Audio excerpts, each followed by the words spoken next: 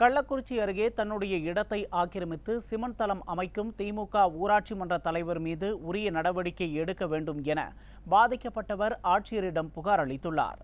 மலைக்கோட்டாலம் கிராமத்தைச் சேர்ந்த திருவேங்கடம் என்பவருக்கு சொந்தமான இடத்தை ஆக்கிரமிப்பு செய்யும் நோக்கத்தோடு திமுக ஊராட்சி மன்ற தலைவர் ராஜாராம் சிமெண்ட் தளம் அமைக்கும் பணிகளை மேற்கொண்டுள்ளார். இது தொடர்பாக திருவேங்கடம் திமுக ஊராட்சி மன்ற தலைவரிடம் கேட்டபோது இருவருக்கும் இடையே தகராறு ஏற்பட்டுள்ளது. இது சம்பந்தமாக போலீசில் புகார் அளித்தும் எந்தவித நடவடிக்கையும் எடுக்கவில்லை என திருவேங்கடம் குற்றம் சாட்டியுள்ளார்.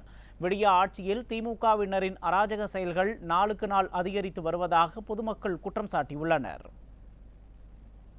எங்களிடம் எங்களுக்கு பொதுவானது, நாங்கள் மட்டும்தான் அனுபவித்துக் கொண்டிருந்தோம். 100 ஆண்டுகளாக அந்த இடத்தை வேண்டுமென்றே அவர் வீட்டுக்கு முன்னால் சிமெண்ட் தளம் அமைக்க வேண்டும் என்று அரசு பொது நிதியை தவறாக பயன்படுத்தி தளம் அமைக்கிறார்.